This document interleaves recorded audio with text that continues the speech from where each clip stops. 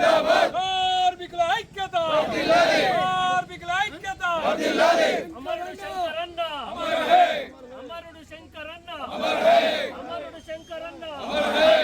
కాలంలో ప్రాణాలు తీసుకున్న శంకరన్న, కాలంలో ప్రాణాలకు పెట్టిన శంకరన్న. జేఏసీ కార్మికుల ఐక్యత, కార్మికుల ఐక్యత, కార్మికుల ఐక్యత, కార్మికుల ఐక్యత.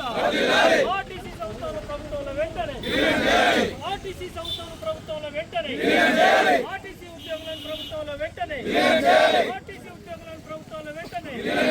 నాకు రావాల్సిన 21-25 పే స్కేళ్లు వెంటనే, నాకు రావాల్సిన 21-25 పే స్కేళ్లు వెంటనే, నాకు రావాల్సిన 21-25 పే స్కేళ్లు వెంటనే.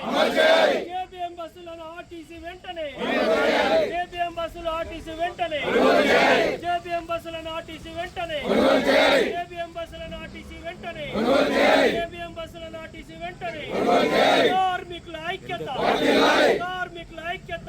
జేఏసీ జిందాబాద్, జేఏసీ జిందాబాద్, జేఏసీ జిందాబాద్. అమరుడు శంకరన్న, అమరుడు అయినందుకు 1 నిమిషం మౌనం పాటిస్తున్నాము. విజిల్ని ఫాలో అవ్వండి.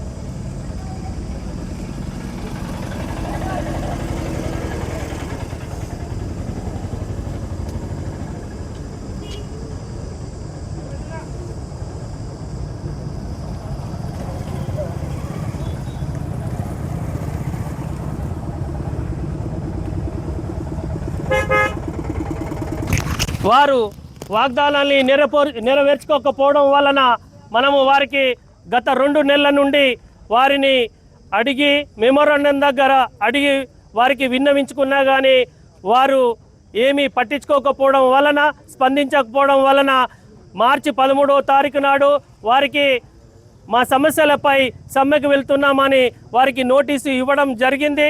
ఆ నోటీసుపై కూడా వారు కమిటీని వేసి కానీ పిలిచి కానీ ఏమి స్పందించకపోవడము, మాట్లాడకపోవడము, మన హక్కుల గురించి కాలయాపన చేస్తూ కమిటీలు కూడా వేసి మమ్మల్ని పిలిచి మాట్లాడకపోవడం వలన ఈ సమ్మె అనివార్యమైంది. వారే మాట్లాడకుండా వారు సమ్మెలకు తోశారు. తప్పనిసరి పరిస్థితుల లోపల మనము సమ్మెకు పోవడం జరిగింది. ఈరోజు 3వ రోజు జరుగుతుంది. సంఘటితం అవుతున్నాము. అయినా కానీ వారు ఏమి చర్చలకు పిలవడం లేదు.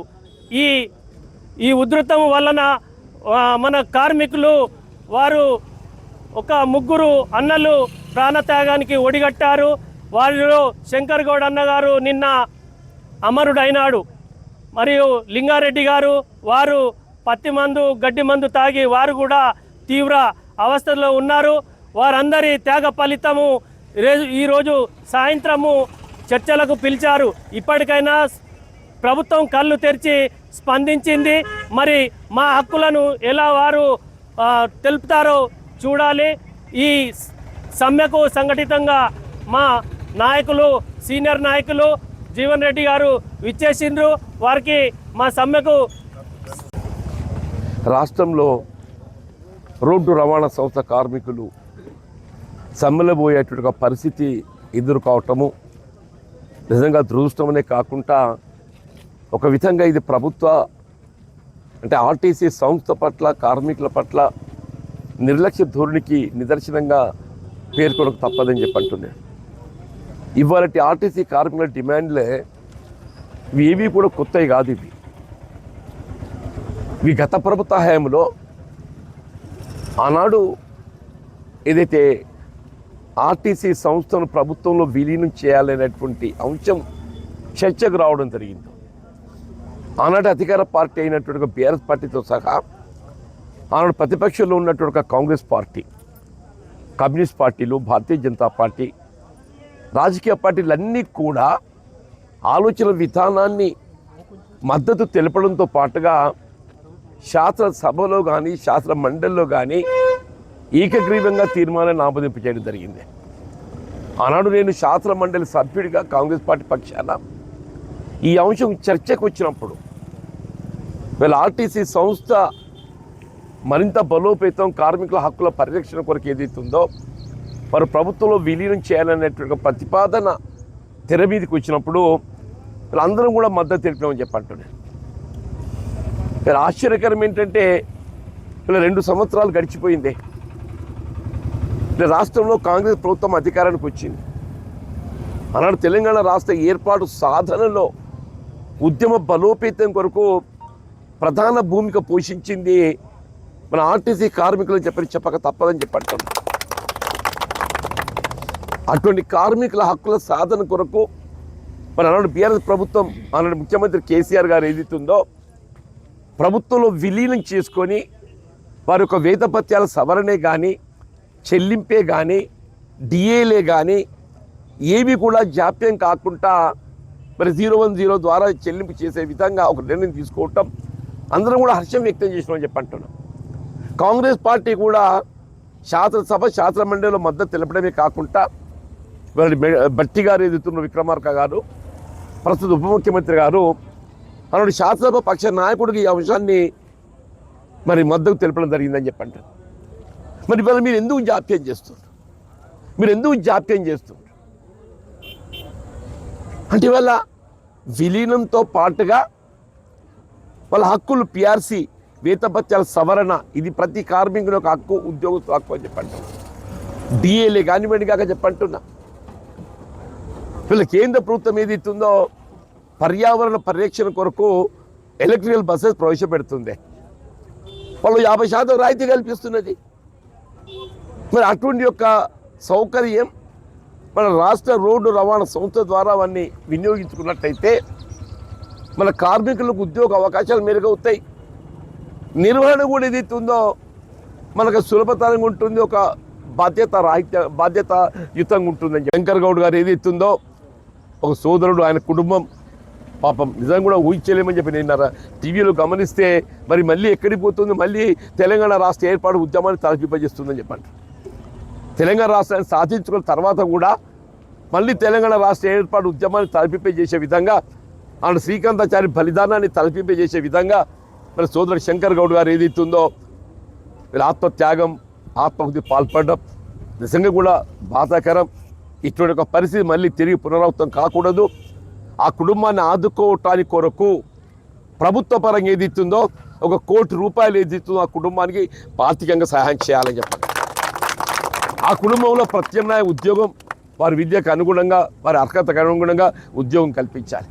అన్నింటిగా ముఖ్యం వీళ్ళ సాయంత్రం చర్చలు కాదు, సమ్మె విరమింప చేయబడాలి.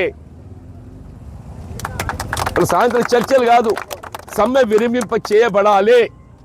రేవంత్ రెడ్డి గారు ఏదైతుందో నిన్నటి శంకర్ గౌడ్ గారి యొక్క ఆత్మాహుతి, ఆత్మ బలిదానంతో నువ్వు కళ్ళు తెరువురా నాయన, కళ్ళు తెరువు అని చెప్పి అంటూ నేను ప్రభుత్వం కొనసాగడం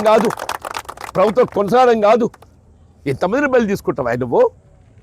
నీ ఆలోచన ఇందుకేనా నువ్వు ముఖ్యమంత్రి అయింది? ఇలా కొత్త డిమాండ్లు ఏం లేవు కదా. సమ్మె కార్మికుల హక్కే అని చెప్పడం, సమ్మె కార్మికుల హక్కు అని చెప్పంటున్నా. ఏ కార్మికుడు కూడా సమ్మెకు పోవాలని చెప్పి భావించడు, తలంచడు. సమ్మెకు పోతుండంటే అది చివరి అస్త్రంగా మాత్రమే కార్మికుడు సమ్మెకు పోతుండని చెప్పంటాడు. దయచేసి సాయంత్రం చర్చలు, ఈ ఐఏఎస్ ఐపీఎస్ అధికారాలు వాళ్ళకి ఏం అధికారులు నాకు తెలియదా. Ultimate decision lies with the chief minister. నిర్ణయ అధికారం ఎవరి చేతిలో ఉంది? ముఖ్యమంత్రి చేతిలో ఉన్నది. ఇవన్నీ ఎందుకు ఆయన ఒక మాట చెప్తే అయిపోతుంది. వాళ్ళ న్యాయపరమైనటువంటి యొక్క సమస్యలు మేము ఎన్నికల ప్రణాళికలో పేర్కొని ఉన్నాము. ఇవన్నీ ఎన్నికల ప్రణాళికలో పేర్కొన్న అంశాలు. ఏది కొత్తది లేదు. రేవంత్ రెడ్డి గారు మీ ఎన్నికల ప్రణాళిక ఒకసారి తెచ్చి ముందు పెట్టుకొని చదువుకొని ఆయన అంటున్నా. ఏ రాజకీయ పార్టీకి అయినా ఎన్నికల ప్రణాళిక అనేది ఒక గీత, ఒక బైబిల్, ఒక ఖురాన్ అని చెప్పంటున్నాను నేను. ఒక ముఖ్యమంత్రి గారు, మంత్రివర్గ సహచరులు అందరూ ఏం చేయాలి, వారంతా ఏం చేయాలి, వారి కార్యాలయంలో ఏదైతుందో వారి అదొక ఎన్నికల ప్రణాళికను ఆడ ఎగ్జిబిట్ చేసుకోవాలి. వాళ్ళ ఎన్నికల్లో ప్రజానీకానికి ఏమేమి ఆలోచనలు రేకెత్తించి మరి అధికారి రావడం జరిగిందో అవన్నీ వాళ్ళ కళ్ళ ముందు కనబడాలని చెప్పండి. ముఖ్యంగా ఆర్టీసీ కార్మిక సోదరులు నాకు నిజంగా కూడా నేను చెల్లించిపోయానని చెప్పి అంటున్నా.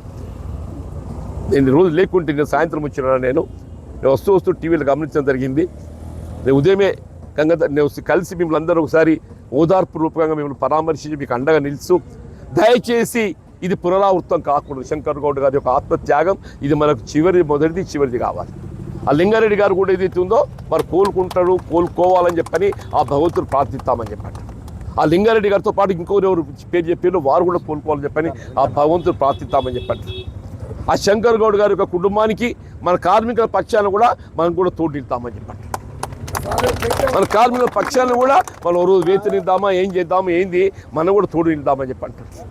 ఇప్పుడు సాయంత్రం యొక్క చర్చ అనేది అది కేవలం ప్రకటన మాత్రమే కావాలి.